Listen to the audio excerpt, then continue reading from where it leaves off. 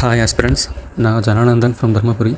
இப்போ நடந்து முடிஞ்ச குரூப் 2A எக்ஸாம்ஸில் ஸ்டேட் ரேங்க் 1 செக்யூர் பண்ணி executive officer and town panchayat department choose பண்ணியிருக்கேன்.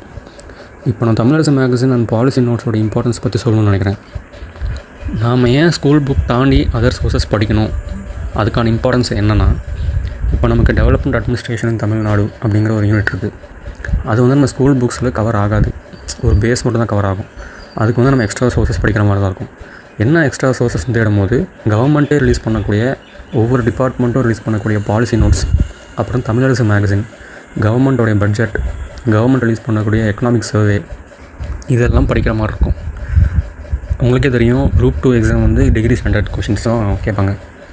அப்படிங்கும்போது ஸ்கூல் புக்ஸ் வந்து ஒரு ஃபவுண்டேஷனாக மட்டும்தான் நம்ம எடுத்துக்க முடியும். அதர் சோர்சஸ் படிக்கிறது ரொம்பவே அவசியம். இப்போ ப்ரிலிம்ஸு மட்டும் இல்லாமல் மெயின்ஸ் வந்து அதர் சோர்சஸ் படிக்கிறது தான் ரொம்ப முக்கியம்.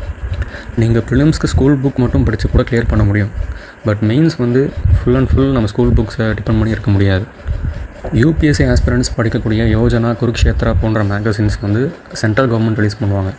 அதே போல் தான் தமிழரசு மேகசின் நம்மளோட தமிழ்நாடு கவர்மெண்ட் ரிலீஸ் பண்ணுறாங்க. நம்ம தமிழ்நாடு கவர்மெண்ட் என்னென்ன இனிஷியேட்டிவ்ஸ் எடுத்திருக்காங்க, என்னென்ன பாலிசிஸ் அண்ட் ஸ்கீம்ஸ், இதை பற்றி எல்லாம் தமிழரசு மேகசினில் நல்லா விரிவாக கொடுத்துருப்பாங்க. அந்த ஸ்கீம் எதுக்கு, அதோட டார்கெட் பெனிஃபிஷரி யார், அதுக்கு எவ்வளோ பட்ஜெட் அலோகேட் பண்ணியிருக்காங்க அப்படிங்கிற எல்லா விஷயமும் தமிழரசு மேகசின்லேயும் இருக்கும், பாலிசி நோட்ஸ்லையுமே இருக்கும். பட் நமக்கு ஒரு டிஃபிகல்ட்டி என்னென்னா, பாலிசி நோட்ஸ் வந்து வேரியஸ் டிபார்ட்மெண்ட்ஸ் ரிலீஸ் பண்ணுறாங்க. அதில் நமக்கு எக்ஸாமுக்கு தேவையான டிபார்ட்மெண்ட்ஸ் மட்டும் தான் நம்ம சூஸ் பண்ணி படிக்கிற மாதிரி இருக்கும். அதுலேயுமே ஒவ்வொரு பாலிசி நோட் 100 to 200 பேஜஸ் இருக்கும். ஒரு சில டிபார்ட்மெண்ட்டோட பாலிசி நோட்ஸ்னால் 500+ பேஜஸ் கூட இருக்கும். ஹெல்த் டிபார்ட்மெண்ட்லாம் எடுத்திங்கன்னா ரொம்ப வேஸ்ட்டாக இருக்கும். இப்போ நமக்கு இருக்கக்கூடிய டைமில் படிக்கணும், அதை ஃபுல்லாத்தையும் படிக்கணும் அப்படிங்கிறது வந்து வெரி டிஃபிகல்ட் டாஸ்க் தான். அதுக்கு தான் டிஎன்பிஎஸ்சி லீடர்ஸ் அகாடமி போன்ற இன்ஸ்டியூட்ஸ் கொடுக்குற நோட்ஸ் வந்து படிக்கிறது நமக்கு பெனிஃபிஷியலாக இருக்கும்.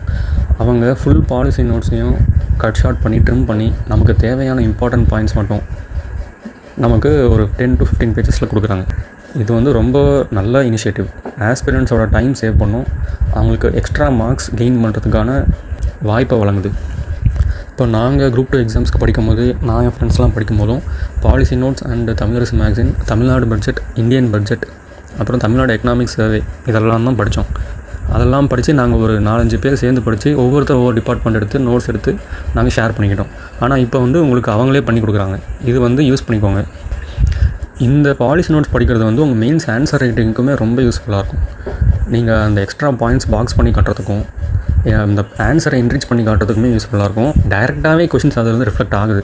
இப்போ நாங்கள் குரூப் 2 மெயின்ஸுக்கு, குரூப் 2 மெயின்ஸ் எழுதும் போதுமே டேரெக்டாக கொஷின்ஸ் பாலிசி நோட்ஸ்லேருந்து தமிழரசு மேகசின்லேருந்து ரிஃப்ளெக்ட் ஆச்சு.